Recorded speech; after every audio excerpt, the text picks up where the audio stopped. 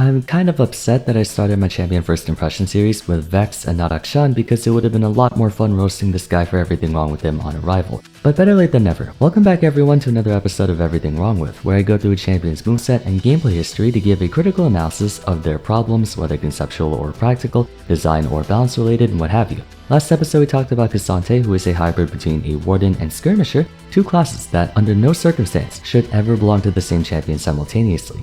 Akshan happens to be another controversial hybrid pair, this time between a marksman and assassin, and though he's not the first of his kind, he's probably on a lot more people's hit list than what is acceptable. While not the most popular champion in terms of pick rate, Akshan's in a very unique position in League's meta. Ever since he came out about 2 years ago, he's managed to sustain a win rate of over 50% almost without fail. And it's not unusual for him to hover around 52 to 53, meaning out of every 100 games you have a net positive of 4 to 6 games. Scaling the numbers further up, for every 100,000 games, that's a net positive of 4 to 6,000. That's a lot of LP going in favor of him if you think about it. What's even more telling is that he's received mostly nerfs during his tenure up until this point, but through his expert capitalization of items and a playstyle extremely conducive to solo queue, he remains one of the most effective top and mid laners in the game to this day, and not in a good way. So let's get on with the next episode of Everything Wrong With, featuring Akshan.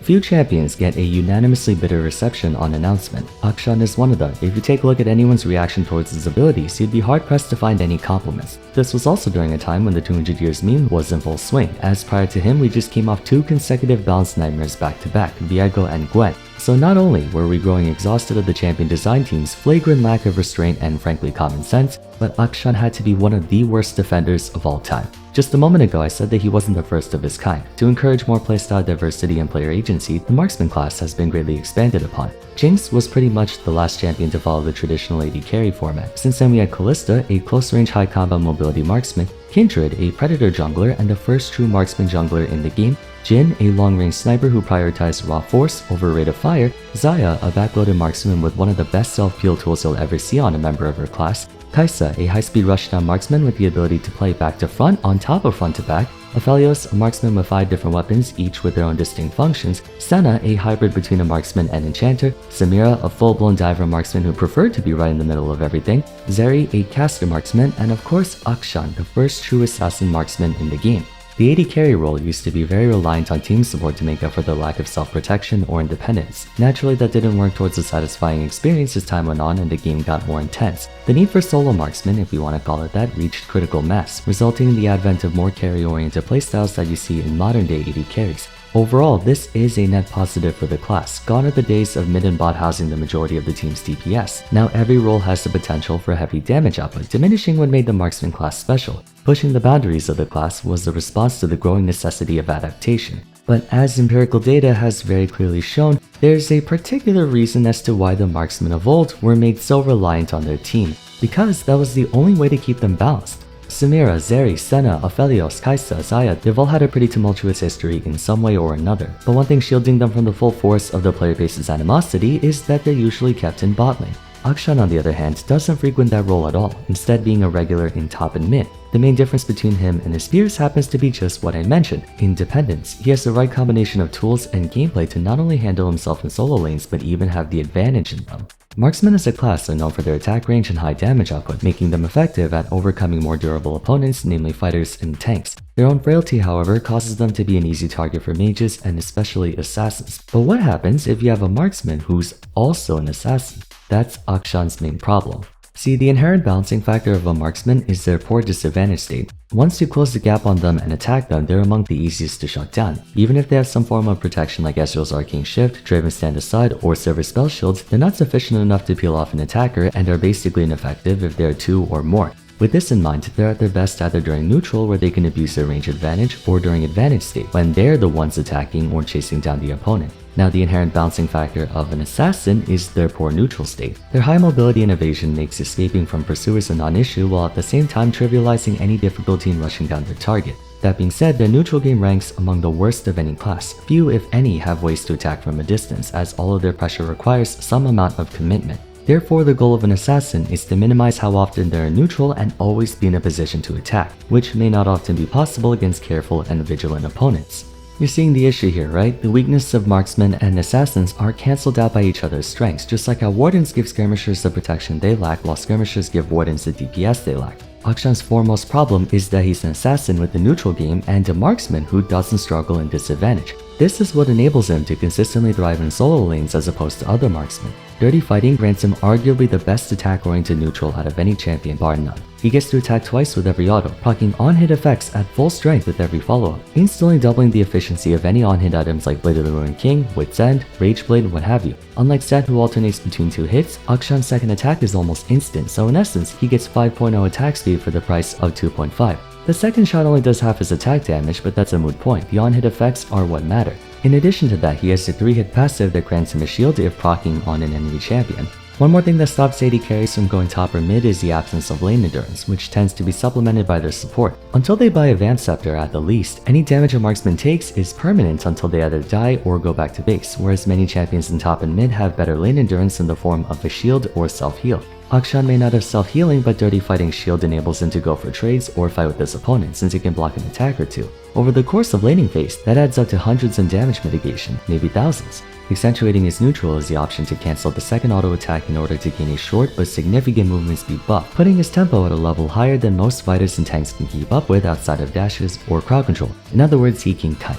That short burst of speed affords him more legroom, no pun intended, for sidestepping skill shots, maintaining distance between him and his opponent, or for chasing down fleeting targets. His passive is honestly half if not more of what makes him so frustrating to deal with. It's so good, arguably one of the best passes in the entire game. Then we have Avenging, not the most egregious thing out there in all honesty, but it doesn't have to be. It's a neutral tool that can attack through minions, while maintaining the full damage no matter the number of targets. Usually for penetrating skill shots, aside from dodging it, the counterplay is to stand behind minions to reduce this damage. Sivir and Caitlyn's Qs, for instance, deal reduced damage if you stand behind a minion. Akshan's doesn't. If you get hit by both parts of his Q, you're taking 170 base plus 160% total AD no matter what. The 160% AD ratio might be scary, but remember marksmen don't get as much attack damage as fighters or assassins since they have to get attack speed and crit items. All the same, that's still a good chunk of damage, plus he gets 2 hits of his passive and bonus movement speed for running and chasing. It does exactly what it needs to do and does it well. You can't circumvent it by staying far out of range either. This thing has theoretically infinite. Dirty Fighting and Avenging are primarily the marksman part of his kit, but they contribute to the assassin part as well. And by assassin part, I mean everything part. He's not really an assassin in the same fashion as Katarina or Rengar who blitz you 100 to 0 in the twinkling of an eye. It's more of a first strike advantage. Thanks to going rogue, he can position himself favorably to where by the time you notice him, you've already sustained a ton of damage. At which point, if you try to fight back, you're probably not going to win, and if you try to run away, he can chase you down with a heroic swing or use comeuppance to snipe you. It's basically checkmate. So he's not an assassin in the conventional one-shot sense, more of a jump scare, using the element of surprise to gun you down. Now the thing about assassins is that their burst combo is just that, burst. If they fail to execute their opponent, said opponent now has a chance to fight back. Even those with decent persistent damage like Diana, Rengar, and Akali are still heavily reliant on their front-loaded burst to win. Being part marksman, Akshan is always a threat. Most of his burst hinges on surprising you, then rapid firing on you with his E, but he always has DPS. Dirty Fighting in tandem with on-hit items gives him immaculate persistent damage output. Assassins are mostly ability damage, Akshan is on-hit damage. Therefore, what constitutes his burst damage also constitutes his normal damage. There's no real difference. If the need arises, he can double as a conventional marksman for his team or scurry around the map and pick off vulnerable targets, and he can get in and out just as easily as the rest of them. At the very least, for a diver marksman like Samira, if they choose to go in, their only option is to fight their way out or die trying, since they burn their escape options to go in. If Akshan scores a kill, his E cooldown resets, making for an easy escape in and out, or alternatively, he can use the reset to go in again and snowball on people that way. Being a ranged champion, he's also likely dancing around the edge of a fight instead of being smack dab in the middle of it. He may not even need to get out since he never went in to begin with. Heroic Swing is just a busted ability in general. It's a gap closer, an escape, a map traversing tool, and it auto-fires while dashing so you can attack while moving. And it resets. I can tolerate Akshan's E if you could only use it once, but the fact that such a powerful ability can be used over and over and over again is horse manure, putting it lightly. Believe it or not, were just that alone, as bad as I made it sound, it wouldn't be the worst thing out there. Akshan's not really that hard of a champion to fight head on. I'm not saying he has the same slipperiness as a Shadow Assassin Kayn or Talon, nor am I saying he shreds you to pieces faster than Vayne. In his defense, unlike Cassante, he can only tap into a portion of the strengths of each class, never get the full extent of it. But of course, they can't leave well enough alone and decide to add another mechanic that throws all hopes of him being a tolerable champion out the window. While the strengths of a marksman cancels out the weaknesses of an assassin and vice versa, one weakness they both share is that they're not very good at team play. Assassins are the most selfish class in the game for obvious reasons. The only utility they have is getting rid of the enemy team's most valuable member. Meanwhile, the whole idea of a marksman is for the team to support them, not the other way around. You may have a few AD carries who take a back seat or have something for everyone to enjoy like Sivir, Ashe, and whatnot, but generally it's safe to assume that marksmen don't give a flying falafel about their teammates, as evident by bot laners having the worst anime main character syndrome sometimes, but I digress. Akshan, so help me, on top of everything we just talked about, also has team utility, and not a small amount either. For some inexplicable reason, an assassin has the ability to revive teammates if he scores a takedown against the enemy champion that killed them, in addition to receiving bonus gold for doing so. Not even a kill, a takedown. All he has to do is damage an enemy champion with a single hit, and if they die within the next 3 seconds, his teammates are revived. I can't figure out for the life of me why they thought this was even remotely fair to implement in League, no matter how many restrictions they put on it.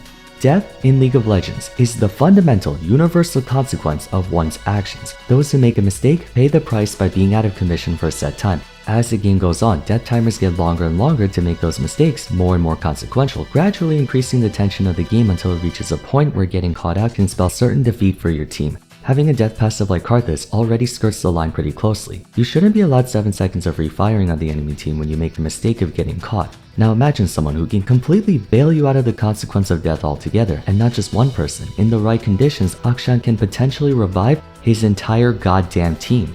But okay, let's humor the notion for a moment. If hypothetically someone like Soraka or a champion not known for damaging has a passive like this, then it presents a challenge where you have to risk your own life to revive your fallen allies. But Akshan is a marksman, someone who can attack from a safe distance, as well as an assassin, someone who can get in and out quickly while bursting down his target. The condition of killing the person who killed your teammates doesn't force him to go out of his way or have any added risk to pull off. He was gonna try to kill everyone on the enemy team anyway. Anything and everything that drives the actions of the 10 players within a match is the consequence of death. Why does the team play for a slow and steady push late game instead of going guns blazing into the enemy base and fighting it out? Because if you fail and die, the enemy team can exploit your death timers and push for game. Why are you raging at your teammate for going in 1v3 and dying? Because the enemy team can abuse the fact that it's 5v4 for the next 30 seconds and go for Baron or Elder Dragon or whatever. Akshan's passive disregards one of the most fundamental aspects of the game, and before apologists try to defend its existence by saying most of the time you only respawn like 1 or 2 people at most, I don't care. Even if he didn't revive anyone and instead cut all current death timers in half, his team gets an insurmountable advantage over the enemy team. It forces them to target Akshan first in every team fight, because if they don't, they're putting themselves in a position to get royally screwed if he revives just one teammate, let alone 2 or more. In all honesty, I would be totally fine with Akshan if he didn't have this revive passive. The amount of games that are cheesed just because he respawns 2 people on his team and death timers are a minute long is too many to count. It's cheating, blatant cheating. He gets to ignore the rules while everyone else has to follow them. Again, I don't care if it's not as effective as it sounds in theory. It shouldn't exist in the game, period. All champions, regardless of class, design, or playstyle, should be subject to the same rules and regulations of the game equally. If a champion so much as remotely transgresses on that integrity, they're automatically a badly designed champion, open and shut. That about concludes everything I want to say about Akshan. Do I think he's the worst champion out there? No, but you don't have to be the worst champion in the game to have a mountain of problems. Besides, we still have Viego, Zeri, that's gonna be a fun one, Kayn, Ivern, Olawi, Tahm Kench. I can make so many videos on this series, you have no idea. Technically I can do this for every champion because every champion has some kind of problem, except Jhin. But for the time being, if you enjoyed today's episode, it would be great if you left a like and subscribe. Don't forget to follow me on Twitter at VarsFerm, join my Discord server, and check out my first episode on Cassante if you haven't yet. Till next time though, thanks so much for watching, and I look forward to seeing you again soon. Take care.